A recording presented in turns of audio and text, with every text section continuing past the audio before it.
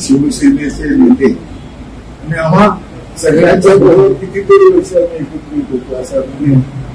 रामप्रसिद्ध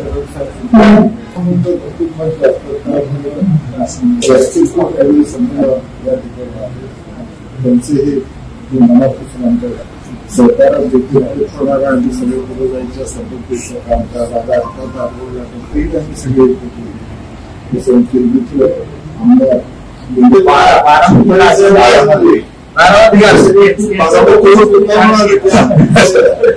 या सगळ्या सगळ्यांमध्ये अध्यक्ष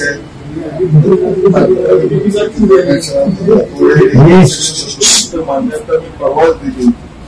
पण आपण म्हणाला होता की युपी आणि डेप्युटी सीएम आणि दोघेही चर्चा करतो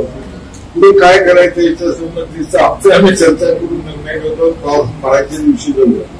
की काहीही कुणालाही न बोलतात त्या दिवशी आपल्याला भेटवून गाडीत बसून बघून गेलो सुरत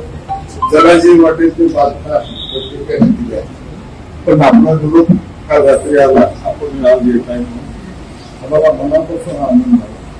आपण इथंपर्यंत यायची सुद्धा आवश्यकता होती साहेब आपला आदेश आम्हाला असेल आपण खूप सहकार्य केले ताकद दिली या परिसरातल्या डेव्हलपमेंटमध्ये अलीकडच्या 2 वर्ष ज्या पद्धतीने राज्य पडायला लागलं आपण असेल फडणवीस नंतरच्या काळामध्ये अजित खूप वेगळा संदेश लोकांच्या पर्यंत जनमानसामध्ये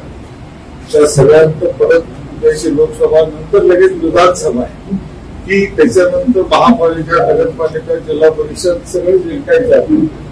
त्यासाठी ही आघाडी टिकवायची आहे त्यासाठी आपल्या नेतृत्वाची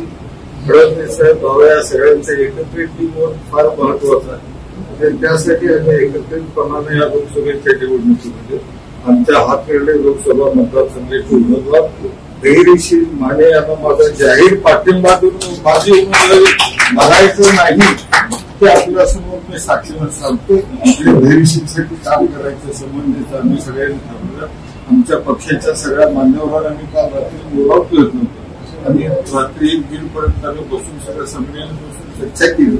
त्यातली काही प्रमुख तिथं सगळ्या आज आमची प्रचाराचा आज आपण ठरवलं उद्या फॉर्म भरायचं आज मिटिंगला चालू होईल तर सगळं स्टॉप करून तिथल्या तिथं सगळीकडे निरोप दिले आपण नंतर धैर्यशीलला पाठिंबा द्यायचं हे सांगितलं आणि आज आपण एकदा स्वागत आहोत मनापासून आनंद आम्हाला सगळ्यांना मी आपल्याबरोबर आहोत एवढा विश्वास देतो ज्या लक्षात